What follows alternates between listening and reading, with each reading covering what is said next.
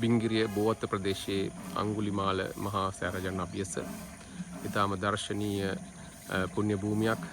ඉතාම දකුණුකළු චෛත්‍ය රාජෙක් ඒ වගේම වඳ පුදා ගැනීම සඳහා ඉතාමත් යෝගී ලෙස සකස් කරන ලද මණ මණ්ඩප, වැලි මළුව, ඒ වගේම සියලුම අනෙකුත් අවශ්‍ය විහාරස්ථානයකට අදාළ සියලුම දේවල් ඉතාම රමණීය ලෙස නිර්මාණය කර තිබෙනවා.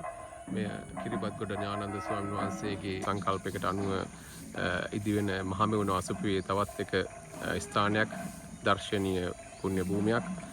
ඔබ සදහස් සියලු දෙනාටම ආරාධනා කරනවා ඉතාම ගෞරවයෙන් මේ ස්ථානයේ වඳ පුදා ගැනීමට පැමිණ ලෙස. සියලුම සැප පහසුකම් ඉතාම දර්ශනීය ලෙස නිමවා තිබෙනවා. ඔබගේ අවශ්‍ය වඳ පුදා ගැනීමේ කටයුතු සඳහා ඉතාම දර්ශනීය පරිසරයක මනරම් වෙල්යායක්, ඒ වගේම පොල්වත්තකට මැදිව තිබෙන මේ පුණ්‍ය භූමිය ඉතාම දර්ශනීයයි. ඒ වගේම විශාල පිරිසක් මෙහි පැමිණ වැඳ පුදා ගැනීම සිදු කරන ආකාරය පෙනෙනවා. මේ වෙලාවේ පස්වරු 6:30ට පමණ සන්ධ්‍යා තේවාව ආරම්භ වෙන අවස්ථාව. ඒ වගේම සන්ධ්‍යා පූජාව සමග සන්ධ්‍යා තේවාව මේ රූගත කරන්නේ චෛත්‍යාරාණන් ඉදිරිපිට සිට ඇතුල් මළුවේ පිට මළුවේ සිට ඉතාම සුන්දර වටපිටාවක ඉතාම සුන්දර ලෙස නිර්මාණය කර ඇති ඉතාමත් ලස්සන සදහවතුන්ගේ ආකර්ෂණයට ලක් වෙච්ච ඉතාමත් රමණීය බෞද්ධ පූජා ස්ථානයක් මෙය.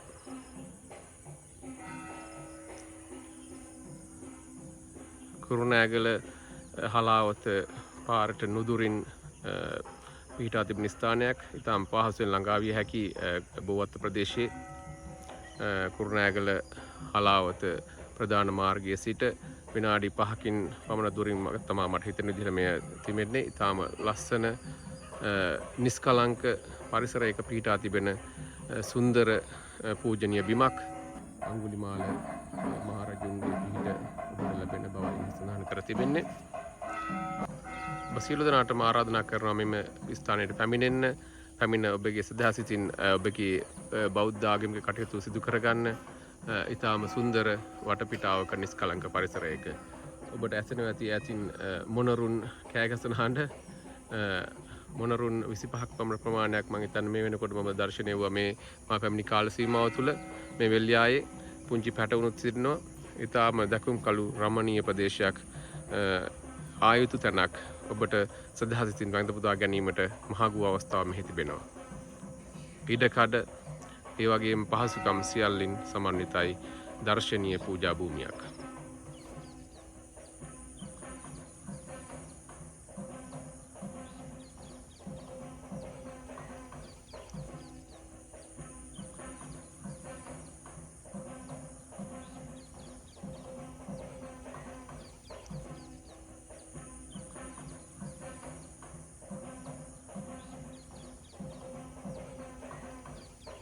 ඔබ බෞද්ධ සියලු දෙනාටම ඉතාමත් සදහසිතින් පැමිණ වන්දනාමාන කරගන්නට හැකියාව තිබෙනවා මෙහි.